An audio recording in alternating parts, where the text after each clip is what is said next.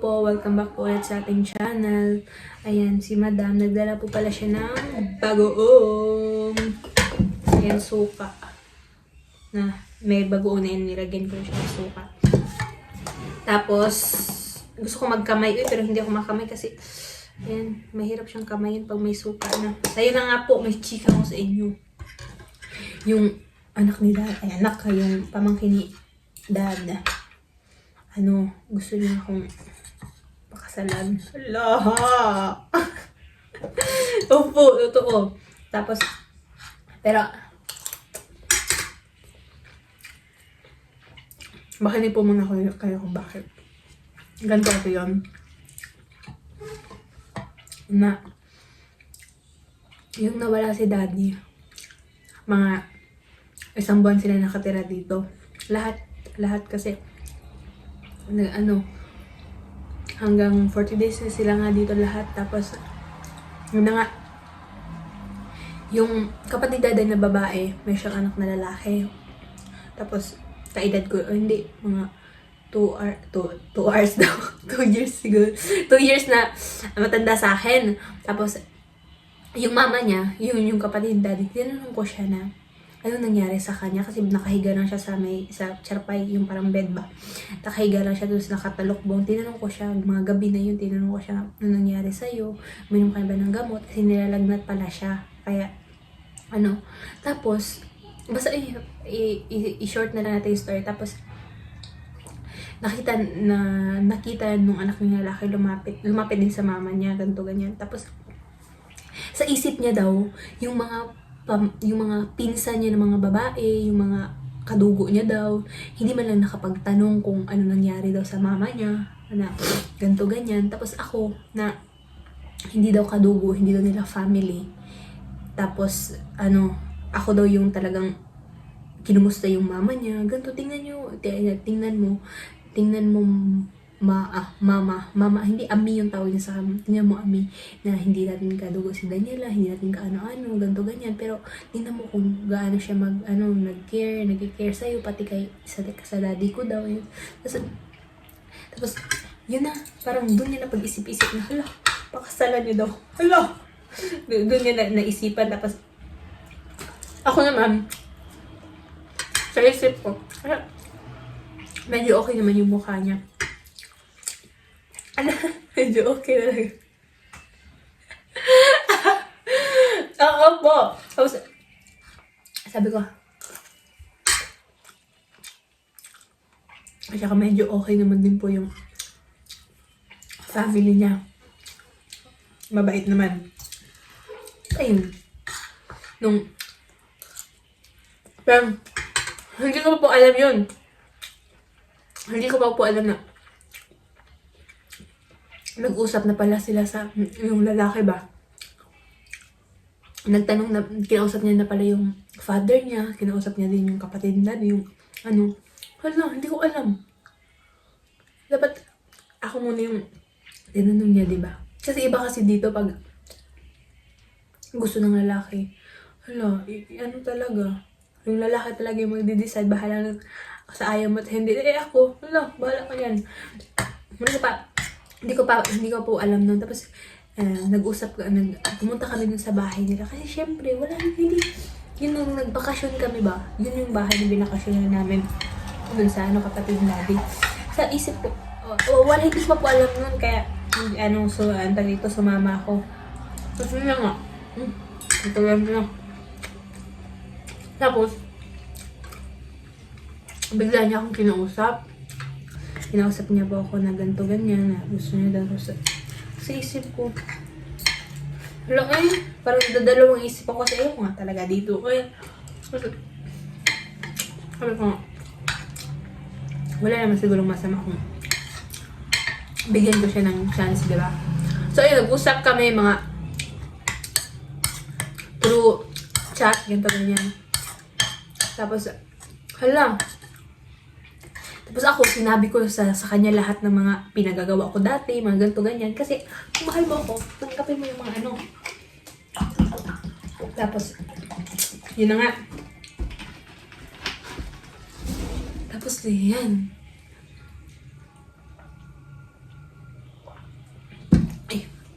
yung mama niya, yung kapatid daddy, okay, so pumayag.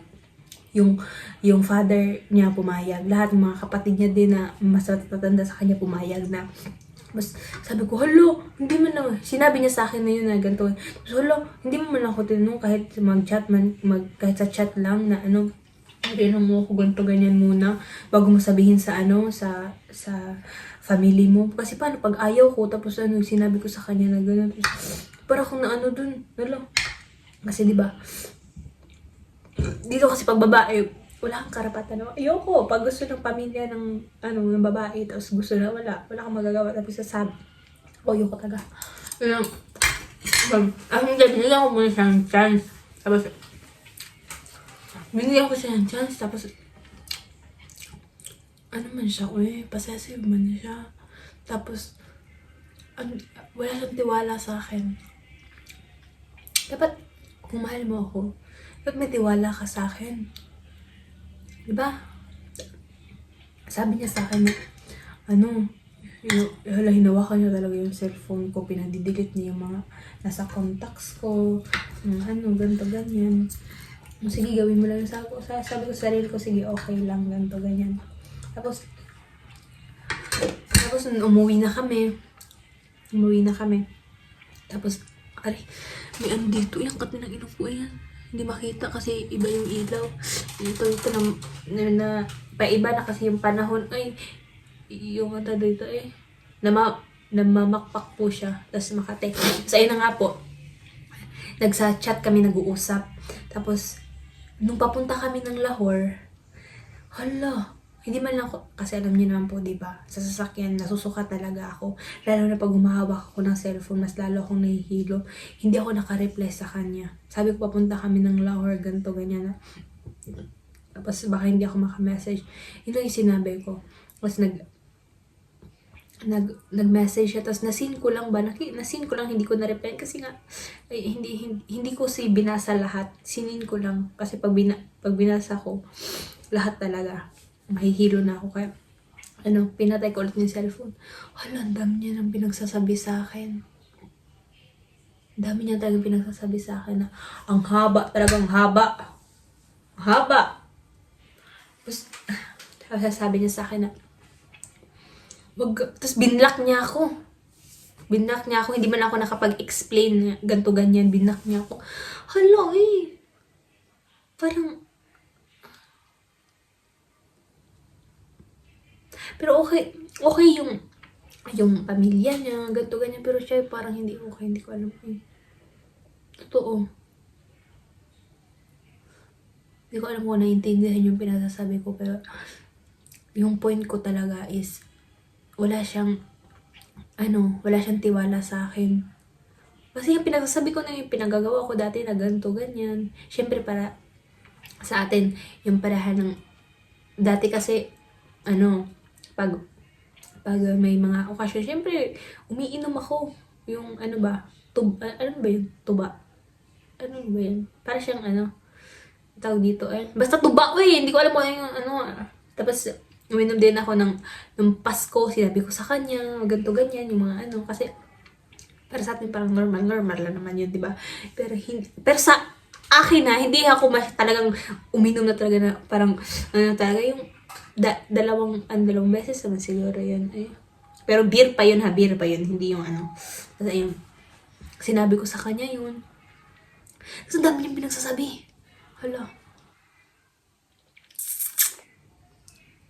Dami niyang pinagsasabi. Wala siyang tiwala sa akin.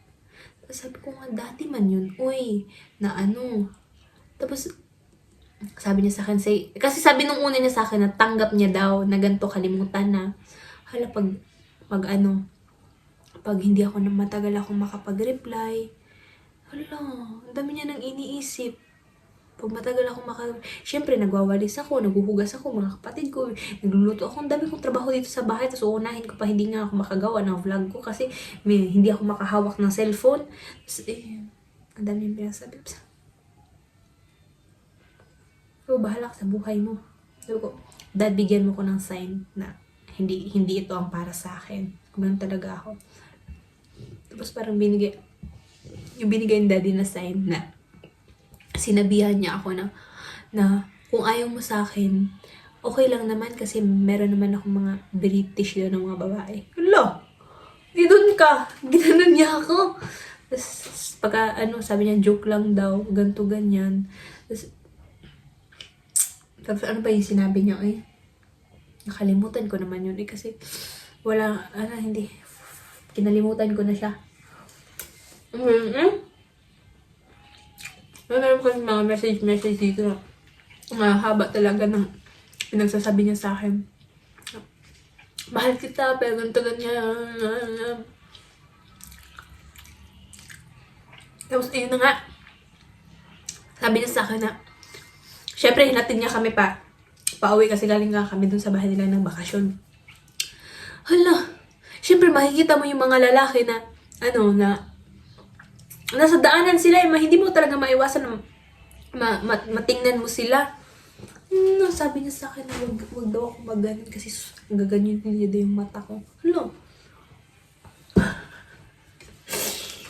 Tapos, kada tawag niya sa akin, ang dami niya talagang ini-explain, ang dami niyang pinagsasabi. Tapos ako naman explain ako ng explain. Walang katapos ang explain talaga. Diba syempre pag ganyan, dapat siya yung pahinga mo, dapat nawawala yung stress mo pag may kasi siya yung diba? Dapat nawawala. Hala, siya man yung source of stress ko po. Na-stress ako kasi siyempre na-stress ako pag antay dito, problema ako kay mama, ganito ganyan, tapos mga kapatid ko, mga ganyan. Tapos, dadagdag pa siya. Sabi ko, wag na lang.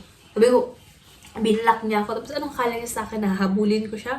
Doon kinausap niya si mama, ganito ganyan. Sabi niya, ayoko na, sabihin mo sa kanya. Tapos tawag siya ng tawag sa akin, tawag siya ng tawag. Ang dami talaga miss call.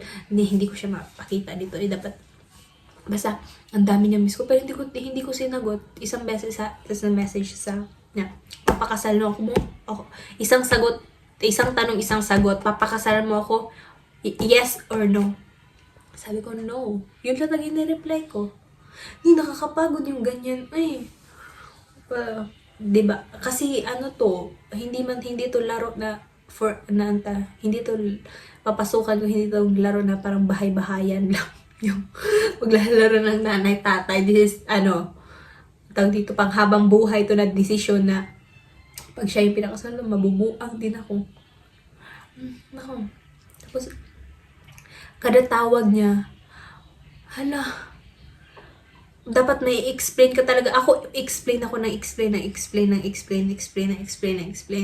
Tapos, ayun, paulit-ulit. Tapos, hindi niya na naman, tapos i-explain ko na naman sa kanya. Yung nag-i-explain ako, yung parang yung ugat ko dito, na lumalabas na talaga. Kasi, hindi siya nakikinig. Tapos, sabi ko, bahala ka. Sabi ko, ayoko na. Sabi ko, humanap ka ng pangit at ibigin mong tunay. Sabi ko sa kanya na, ayoko na, humanap ka na lang ng kasi hindi ako yung para sa'yo. Kasi sinabi ko sa kanya yun, hindi ako yung para sa'yo, hindi ka rin yung para sa akin, kasi hindi tayo nagba-match pa rin na ng ganito. Ako yung nasi-stress, ganito, ganyan. Opo.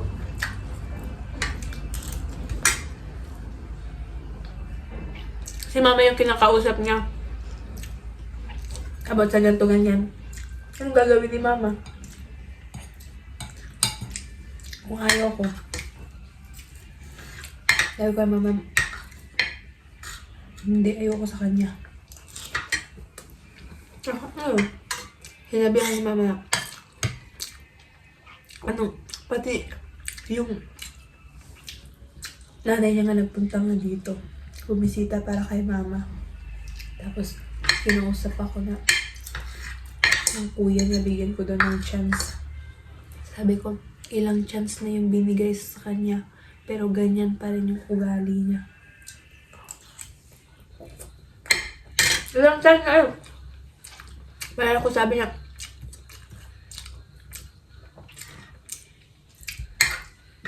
pag ginanyan mo pa ako ulit, ayoko na talaga. Block. Ako.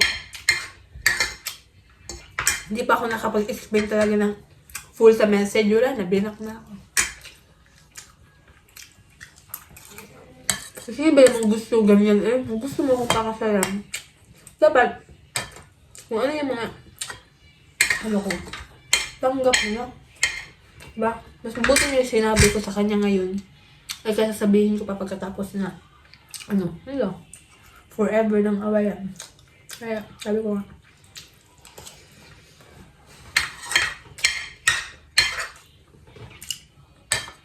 obsessed siya eh.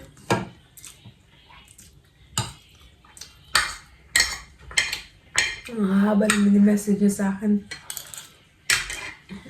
Hindi ko na binabasa lahat. Kasi, ulit-ulit lang. Ulit-ulit. Ayun. Dito nagtatapos ang video. Hindi ko ma-explain talaga. Sa susunod i-explain ko po ng maayos kasi yung kumakain ako yung utak ko nasa pagkain. Basta nasabi ko na po sa inyo. Ayan. Ano din ako ngayon. Medyo stress-free na din ako ngayon.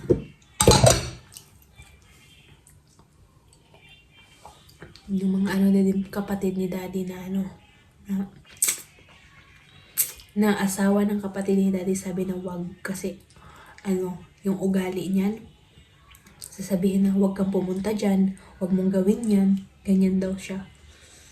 Tapos okay lang naman sa akin na pagbawalan ako, basta yung pagbabawal niya ba nasa right na halimbawa wag mong gawin to kasi hindi to nakabuti siya, okay lang naman. Pero yung mga lalaki tapos hindi ka maka-message tapos mas mabuti ng tumandang dalaga na lang tayo. Over. Oo nga po. Tumanda na lang po tayong dalaga. Masaya na. So, i-explain po ng maayos sa inyo yung kasama ko si mama para malaman niyo po yung full details. Kasi sila yung nag-uusap eh. Ayoko talaga. Pag ayoko, isang beses akong umayaw. Ayoko talaga. Hindi naman sa tingnan nyo, sasabihin nyo, maganda ka ba? Kasi, hindi naman po sa ganun. Ano lang ba? Yung ugali niya kasi, na ulit-ulit yung pinasasabi niya, anong gagawin ko sa pagmamahal kung wala siyang pagtitiwala. Hala! Tawa na lang tayo. Opo! Totoo. Kainin niya yung pagmamahal. Kainin niya yun. Kasi wala siyang pagtitiwala. Anihin ko yun. Panay away. Kung walang tiwala, di ba? Hindi ka lang makareply ng message. Hala, ang haba na talaga. Ang haba. Gaganin ka na lang.